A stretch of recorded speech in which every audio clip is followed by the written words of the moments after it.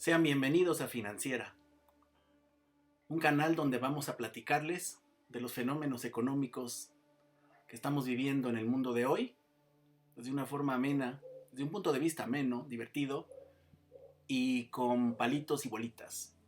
Esperamos que en este canal puedan ustedes encontrar la información que buscan. Ahí está nuestro contacto, nuestro Twitter y nuestro correo electrónico. Sin más, pues a lo nuestro, ¿no?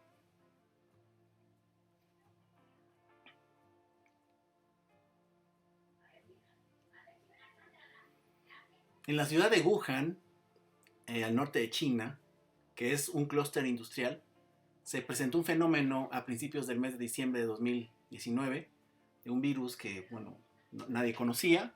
Al parecer tuvo un origen extraño, hay varias teorías, pero lo que les quiero platicar más allá de eso es que ese era un clúster industrial que al empezar a enfermar masivamente la gente, un virus que te producía una pulmonía, que no tenía cura, no tiene vacuna, no era tratable, pues obviamente empezó a hacer que la gente se encerrara y muchos de los elementos o de los productos que se producían, valga la redundancia, en esa ciudad china, pues se dejaron de producir porque obviamente pues, se detuvieron todas las actividades, ¿no?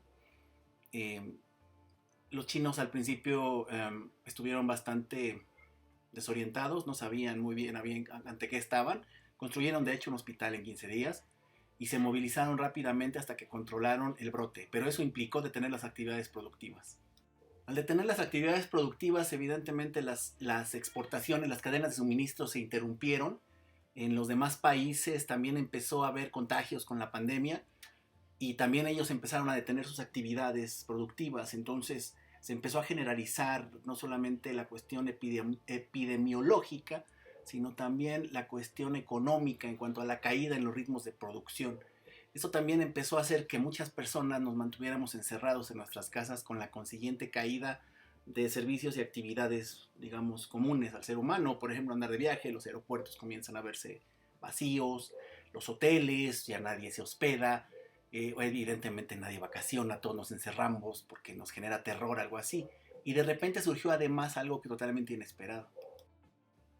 Por si no fuera suficiente el asunto del coronavirus, la OPEP se reúne para intentar bajar la producción y de esa forma subir los precios del crudo, y Arabia Saudita y Rusia no logran ponerse de acuerdo.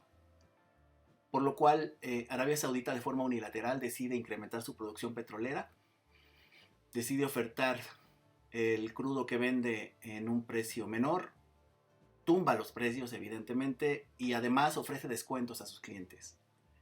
Eso afecta muchísimo el mercado petrolero mundial, lo cual hace que todas las mezclas de todos los países caigan, pero beneficia a Arabia Saudita porque así se puede quedar con los clientes de las empresas petroleras de todo el mundo que sean más débiles, que no aguanten un golpe de esos, ¿no? Eh, obviamente a México pues le afecta porque México se asume como uno de los jugadores, si no principal, pues de cierto respeto dentro del mercado petrolero mundial. Y eso es lo que vamos a platicar a continuación.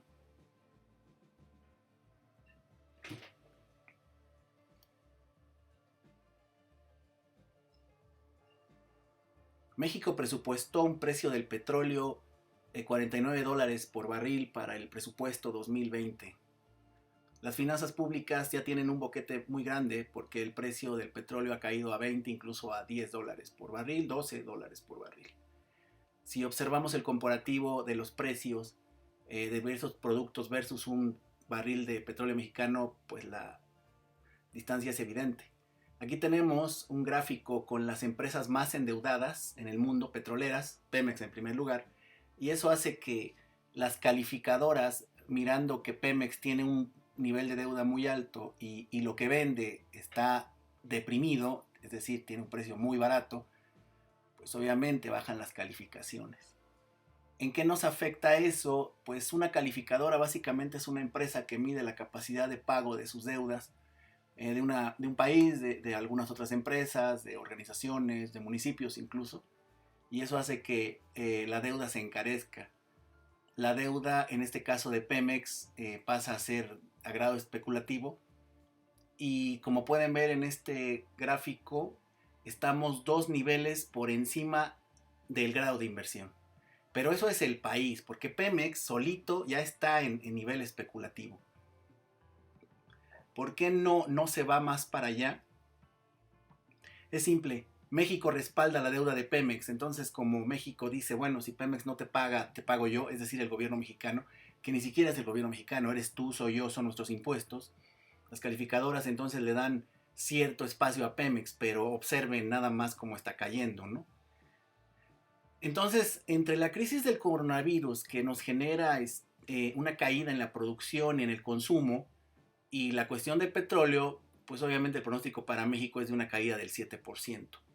También se observa que hay una salida de capitales muy importante, que son tenencias de deuda mexicana en residentes foráneos, como pueden ver en la gráfica, y ya los pronósticos de crecimiento para todo el mundo sin COVID del lado derecho y con COVID del lado izquierdo son bastante distintos. Para México se pronostica menos 5.40. No es el único pronóstico que se da, pero es el más general, digamos.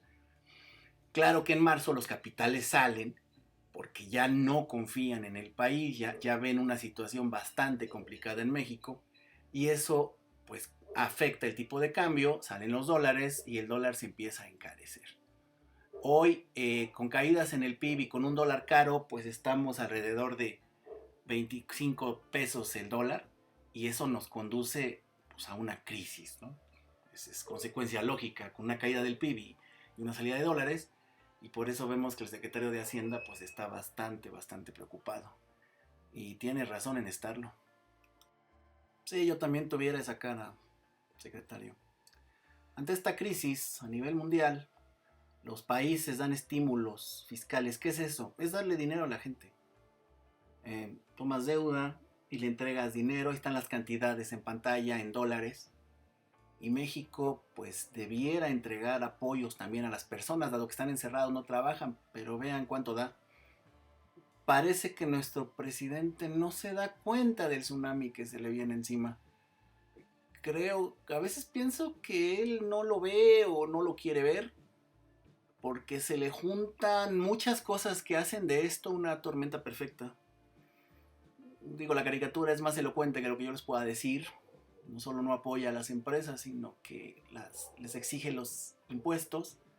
Estamos en una tempestad y eso pues va a impactar a la economía. Se hablan de pronósticos para el 2020 del orden de menos 7% del Producto Interno Bruto hasta 10% del Producto Interno Bruto para México.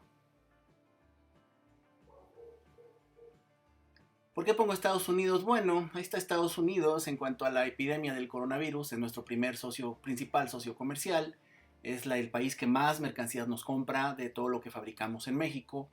En azul son los contagios, observen las fechas, como al principio el presidente Trump no le dio el peso suficiente a la enfermedad, se fueron esparciendo los casos, no había muertes o había pocas muertes, y observen cómo la Unión Americana para el 15 de marzo pues ya se estaba llenando de coronavirus, y ya para el 23 pues ya había estallado todo, ¿no? Ya prácticamente, sobre todo concentrándose en las zonas de Nueva York y de California.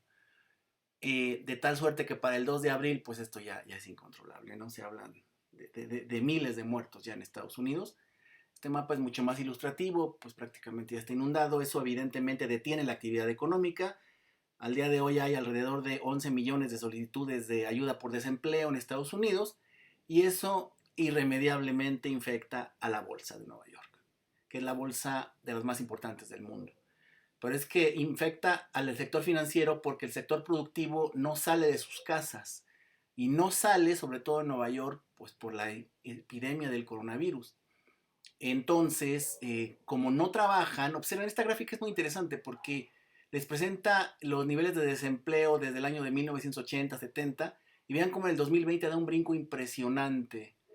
De forma tal que ahora sí el presidente Trump ya se preocupa, ya empezó a tomar medidas, pero al caer la economía estadounidense, irremediablemente la economía mexicana va a caer, eso ya lo sabemos, estamos muy ligados con ellos, y los peligros que enfrente la economía estadounidense, que le peguen, pues nos van a afectar. Esos son los niveles de caída en cuanto al Producto Interno Bruto en el segundo trimestre de Estados Unidos, de acuerdo a diversos organismos. Vamos, que el tsunami económico que vamos a enfrentar es de proporciones nunca vistas. Una caída tan fuerte en Estados Unidos no se ha visto ni siquiera en la crisis del 2008. Y sí, el pronóstico es reservado, las caídas son muy, muy fuertes. Inevitablemente eso nos va a afectar.